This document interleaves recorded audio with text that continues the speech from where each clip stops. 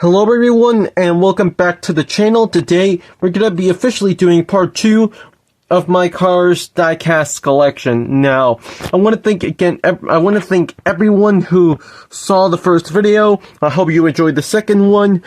And in this case, we're just gonna focus on Cars 2. Next, the third and final part will be on Cars 3 and some of the animated shorts, but let's start here with Cars 2. Now, Cars 2 is a very unpopular movie when it comes to its reputation. A lot of people think it's Pixar's worst movie, even though I'll admit it's one of Pixar's inferior movies.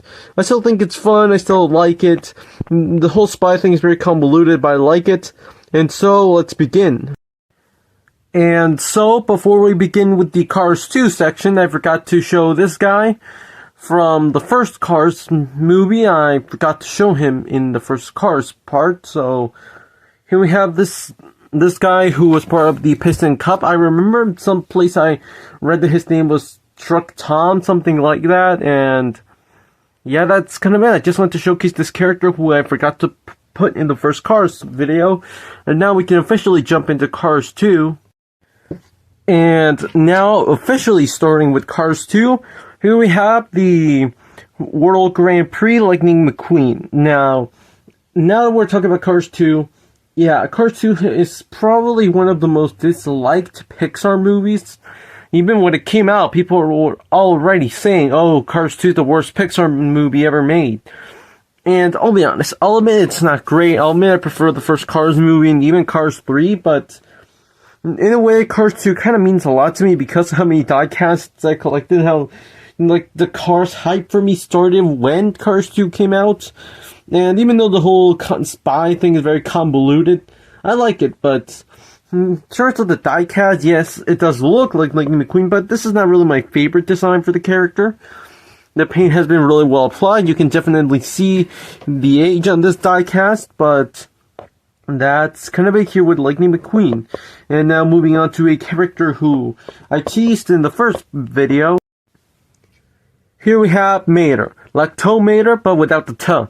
Okay, now, Mater is one of my favorite characters in the whole Cars franchise. He's such a fun character in general, such a great friend to Lightning McQueen, and this is one of my favorite diecasts. Now, the only thing that makes him a Cars 2 diecast is the 95 here printed in the side. It's referencing when he tried to help Lightning McQueen during the World Race. And sure, a lot of people dislike Mater from Cars 2, and in a way, I have been concerned to look for a Cars 1 Mater, like the one with the toe Mater printing here instead of the 95. Maybe I will, maybe I won't, but this is one of my favorite diecasts, and it's kind of funny how the paint job has been so well preserved for a character who has like the worst kept paint job in the whole movie. Like seriously, he's literally rusty everywhere. I can't believe the paint on my diecast has been able to last so long. But that's kind of it here for Mater. Of course, a very important character. Maybe I'll get Cars 1 Mater someday, but that's kind of it here. And here we have the last Radiator Springs character I have to showcase here, and this is Fillmore. Now, again, this is Cars 2 Fillmore because of the 95 printing, because of the headphones here. That's the only thing to make him a Cars 2. Again, maybe I'll look for a Cars 1 version someday, but I love all the printing he has going on. This is a really impressively printed diecast as well. Like, seriously, check out all the sticker detail he has. And this is all printed. And he's a Volkswagen van, and I love Volkswagen vans, so I kind of have a bit of a bias to the character and just his interactions with Sarge, but that's coming for the classic characters. Now moving on officially to Cars 2 characters. And now, in terms of new characters for Cars 2, here we have Agent Finn McMissile, and this is one of my favorite diecasts. Now, I was able to preserve him so well until just recently where this piece fell off. This is very recent and I'm very angry because of that. I decided to record in a completely different place. I had to take all my diecasts on a backpack to a different place, and maybe that's why the piece fell off. But yeah, this is pretty awful, but apart from that, the paint has been really well kept. And he looks pretty fantastic. Now, I love the design of Finn McMissile, the car, everything. he was a cool character, and even though a lot of people dislike Cars 2 because of the whole convoluted spy adventure, I like it. And I really like this character. And now moving on to the other agent character in the movie. Here we have Holly Shiftwell. I forgot her name before recording, and then I looked up. Oh, right. I remembered. Now, this is another really well-cut diecast. In this case, these pieces are almost completely solid, and I kind of wish Flynn McMissile also had those. And I said Flynn, sorry. I really wish Finn McMissile's pieces were also just as sturdy as Holly Shiftwell's here, but really nice glossy metallic paint. Really sleek looking car. And that's kind of it for these special agent characters, and now moving on to some of the bad guys. Here we have this character called G. Gremlin Curvin, something like that. This is one of the lemon cars in the movie. You know, I kind of find the concept of the whole lemon cars interesting, like how in real life that's how it's referred to cars who practically from the factory are prone to, you know, failing. Their cars they're practically made to not work. And so I kind of found the concept of these guys being the bad guys very interesting. And I kind of like this guy. He's another one of the most recent ones. And by recent, I mean like 5 years ago. But I really like this guy. Now, he has this sort of interesting, I'm not really sure what to call it, suspension feel, which I'm not sure if that's intentional or not. He also comes with a gun. Like, seriously, I still don't know how or why they decided to introduce guns to the Cars franchise here with Cars 2. And it's also removable. Let me showcase that here. As you can see, I'm not sure if it's meant to be removable or if it just broke on mine. But overall, pretty interesting character. And now moving on to the only other lemon car I have.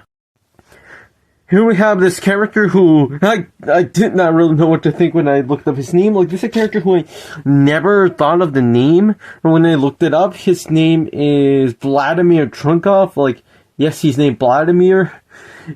I did not know what to think because that's the first time I ever read his name. But he's one that has been with me for a while. He's one of the most compact diecasts I have.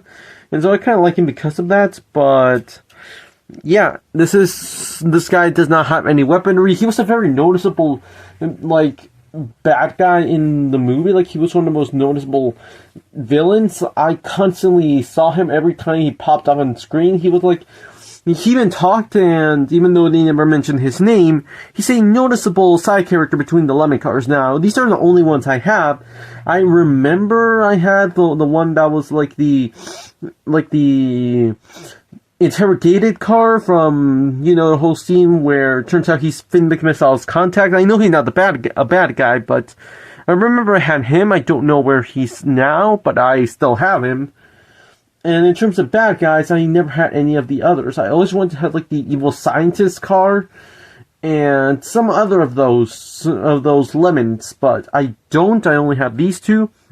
But that's coming for the bad guys. I also really want to have Miles Axelrod. That's his name, right? The bad guy, the one who turns out to be the twist villain in the Cars 2.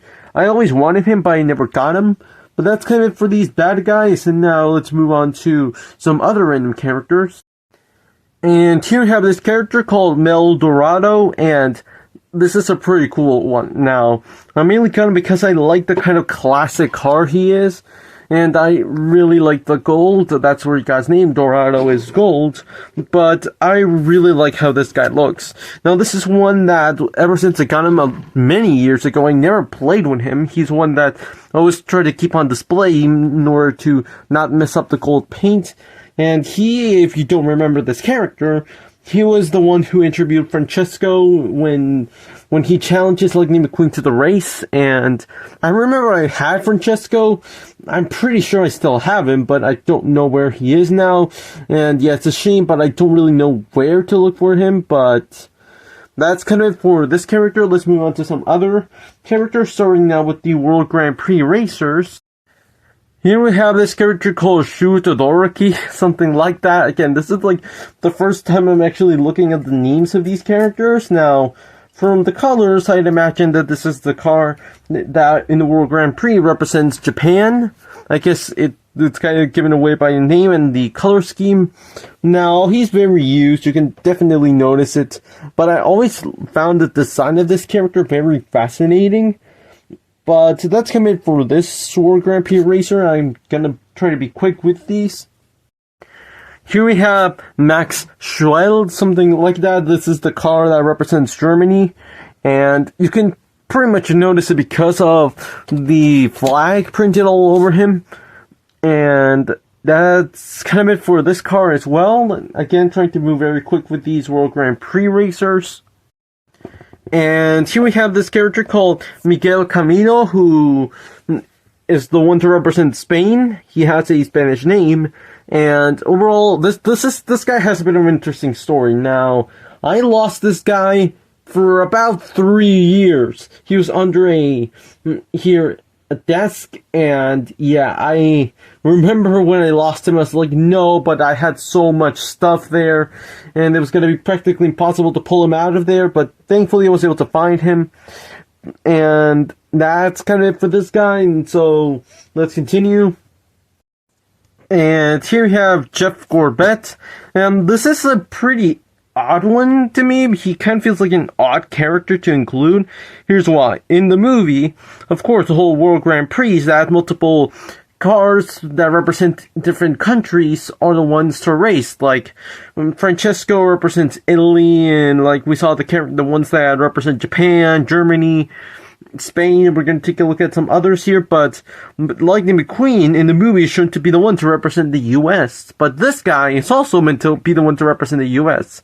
And in this case, he's a bit more obvious here because of the whole US flag being printed on him. But yeah, that's something I kind of feel like it's a bit of an inconsistency. Like, if Lightning McQueen is going to represent the US, so why this guy as well? Like, I get that he was like a last minute entry. But yeah, isn't it kind of weird that like 2 racers that represent the US are in the race? And that's kind of for this character. And here we have Nigel Gearsley. Now this is when I remember the name because I remember the scene he's in. And this guy is the one to represent the Great Britain. As you can see here, he has the flag printed on. So this character is British. And yeah, that's kind of it for this character. Now, I almost have every single Grand Prix racer. I'm just missing a couple. Maybe someday I'll look for them. Maybe a thrift store. Maybe on some other place I no longer buy diecasts off stores. Maybe if I search, I don't know. But that's kind of it for this character. Now, for the final Grand Prix racer I have to show. And finally, this is the car that represents France. And here's the thing. His first name is Raul, but the second name is something I cannot pronounce. Like, I don't even know how that is pronounced. So, if you want to know the full name of this character, look it up on Google. There's a really cool website called the Cars Wiki or something like that. That's where I got most of the names of these characters, but I'm not going to try to pronounce the name. Now, this is the last World Grand Prix racer I have to show. I checked how many I have in comparison to how many there actually were in the movie, and I'm only missing 3. So maybe I'll look for them someday. I'm not sure, but yeah, this was one of my favorites growing up, and that's mainly because of his color. I like the shade of blue he is. But that's kind of it for this guy, and so now that we looked at all of the Grand Prix racers, let's take a look at some more miscellaneous characters. Now, here we have Rod Torque Redline, something like that. This is another one of the spies. I forgot to show him at the beginning. And yeah, this diecast has been through a lot. Now, here's the thing. I don't know why, but I remember I saw him at a swap meet. He was like this. These tires were like this. As you can see, they're completely sunk. They barely roll. He's not very well preserved, and I don't remember why I wanted him. Because of his bad condition, you'd think it would be easy to just skip on him. And I'm really curious what would have happened if I wasn't the one to buy him, would someone else buy him and throw him out, or would they just keep him like this? Who knows? But the main reason now, after so long thinking about it, I kind of like this guy because of the very obvious poor condition he's in. Because it reminds me of how this guy was one of the agents who was captured by the bad guys and basically tortured to tell the truth on who was his contact. That turned out to be Mater, but Yeah, I still remember the scene where they forcibly give him the all gas, which was basically at first, an offensive until you overpowered something like that. If you overheat it with the camera, it basically makes the car explode. And I actually remember how dark I always thought that scene was, where they torture him, and when he finally tells who is his contact, he's killed. And of course, one that I don't have, I still remember the scene, was, I don't remember his name, but he's like the first character we see in the movie that he contacts Finn McMissile, and then it turns out he was compressed into a cube. Like, I still can't believe they reference that. I can't believe they compressed the car into a cube. He's basically tortured to death. And yeah, in a way, Cars 2 was kind of dark because of all the dark, like, criminal aspect of the Cars world. But yeah, I'm gonna stop it here, and this is the last spy character I have, so let's continue with some other random characters. Like, for example, Francesco's mom. Now, this is another one of the most recent ones I have. By recent, I mean 4 years ago.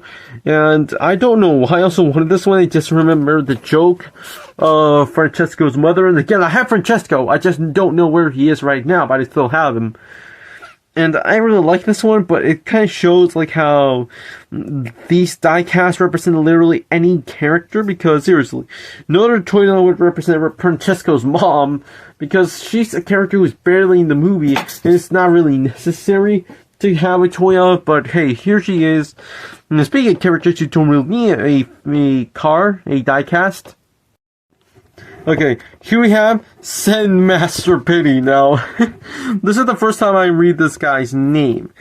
And you might not know who this character is, but he's in a very niche scene. Like, he's literally the perfect example of random background or unimportant characters to get a diecast.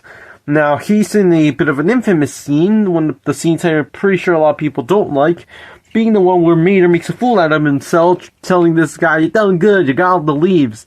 And I'm gonna end this part right now, move on to the next part, but I'm just gonna add that clip where this character is in, and that is literally the only part this character is in, and that is why I'm surprised he even has a diecast.